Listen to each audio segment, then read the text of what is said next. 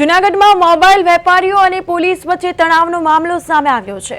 જૂનાગઢમાં પોલીસ દ્વારા મોબાઈલ વેપારીઓ પર માર મારવાનો મામલો પ્રકાશમાં આવ્યો। સ્થાનિક વેપારીઓએ આ બાબતે કડક આક્ષેપ કર્યા છે। એલસીબી પીઆઈ સહિત 3 પોલીસ કર્મીઓએ તેમને માર માર્યો હતો।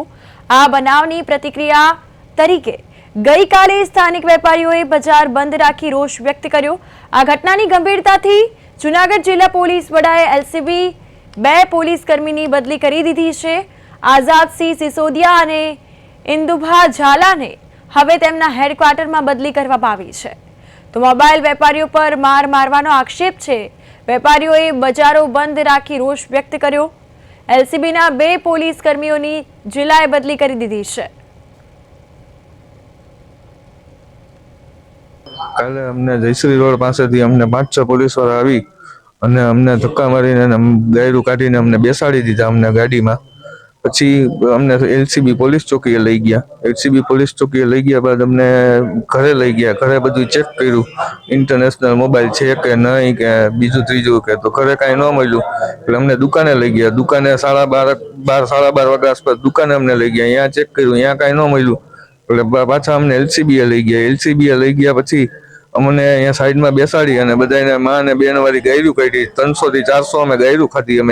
અમે મોબાઈલના વેપારી છીએ અને અમને જે ઢોર માર મારવામાં આવેલો હતો, જે આ બધી વસ્તુથી આપ વાકેફ હશો, અને એના વિરોધમાં અમે તમામ જૂનાગઢ હોલસેલ રિટેલ એસોસિએશને સંપૂર્ણ બંધ રાખેલું છે। એટલે ટોટલી વેપારીનો અમને સાથ સહકાર મળેલો છે અને આ પૈકી બધા વેપારી અમે અહીંયા ભેગા થયેલા છીએ અને આગામી શું કરવું, શું પગલાં લેવા એ એસોસિએશન હમણાં નક્કી કરીને કહેશે। ઇન્ટરનેશનલ મોબાઈલ તમારી પાસે છે એવા અમને સમાચાર મળેલા છે।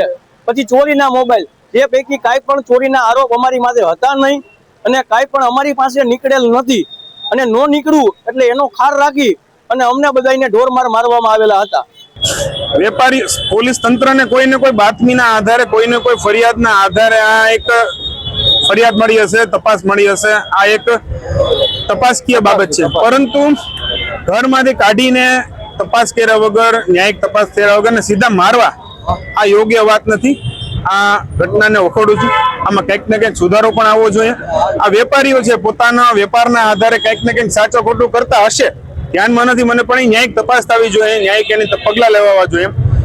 ગુનો સાબિત થઈ જાય ત્યારબાદ કોઈ પણ મારવાનું કે પકડવાનું આવી બરાબર છે, પણ સામાન્ય વેપારીઓ હોય।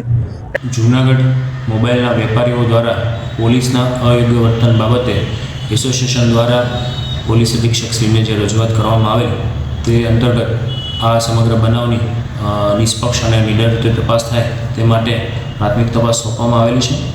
હાલ આ છે સમગ્ર બનાવની તપાસ શરૂ કરવામાં આવેલ છે।